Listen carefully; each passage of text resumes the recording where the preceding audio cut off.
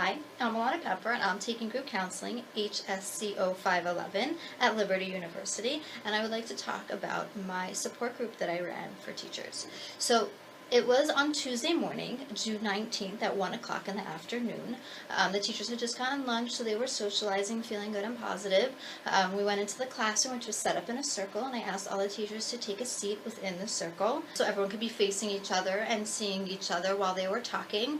There were 6 different teachers who taught all kinds of different subjects. They were all friendly with each other. They all knew each other. And the support group was set up as an opportunity for these teachers to sit together, talk about what made their year great, and talk about maybe what made their year frustrating or difficult, and how maybe we can improve it for the following year.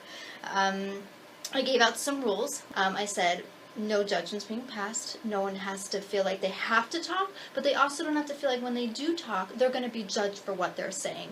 I explained the concept of cutoff, that if I cut them off, it's not because I don't like what they're saying, but we got to stay on task with what our goal is. I also told them that this is not a complaining session, this is to be productive. So when they're thinking about what they're going to say, just making sure that it's not in a complaining mode, but really it's just to be productive to try and solve some of the problems that we had. And that was what I started off with. I explained that I'm the facilitator, so therefore I won't be giving my opinion or my ideas, but really I was there to help them and guide them in finding ways to improve their school year the following year. So that being said, we started off, I broke them off into dyads, and they were all friends already, so it was sort of easy to do. It was really whoever was sitting next to them in this environment, I felt like that was appropriate. Started off talking about what my greatest accomplishment was this year and why I love working at this school. Just to bring out positive feelings and good energy, and then after they discussed in their dyads, we went around and everyone felt comfortable and safe to disclose these ideas. And what was interesting is later on in the day, we had a huge group meeting with all the middle school staff, and our principal actually asked one of the similar questions: what was your greatest accomplishment? It was interesting to see that a lot of the teachers, what they disclosed was much broader, when in our group, small group, they was much more fine-tuned, and it was much more personal. So clearly they felt much more safe in the smaller group than they did in the larger group. Once we finished that, I laid 3 papers on the floor, one with the numbers 1, 2, and 3, and they each had a set of sticky notes, and they each had to write on the sticky notes about 5 to 7 issues that made their year difficult. Once they did that, they placed it on the number that they felt went according to how severe that issue was. So 1 was less severe, 2 was like in the middle, and 3 was like, whoa, out of control, I'm really having a difficult time with this. And they did that, and what was interesting is there were very few on 1, there was a ton on 2, and a little more than was on number 1 was on 3. So I started with the 1, and we pulled it up, and we discussed it. And what was incredible is that they actually came up with solutions, and they felt good about the solutions. I just facilitated. When I saw people nodding, I would say, oh, it seems like you agree with what's being said. I did a lot of eye movement, looking around the room, not just at the person speaking, but at other people also. I really helped them pull out by active listening and by rephrasing what they were saying and posing questions about what they were saying to help them think a little bit deeper about it. And when I noticed that there was a member who hadn't spoken for a while, I would look and I would say to them, you have been quiet for a while, is there something you'd like to say about this topic? And ironically, they were like, yeah, actually, I have an idea. So that was a great moment when they felt included when they were sitting quietly by themselves. It was very cool to watch everyone stay on task, and that the group dynamics was a very friendly, very trusting group.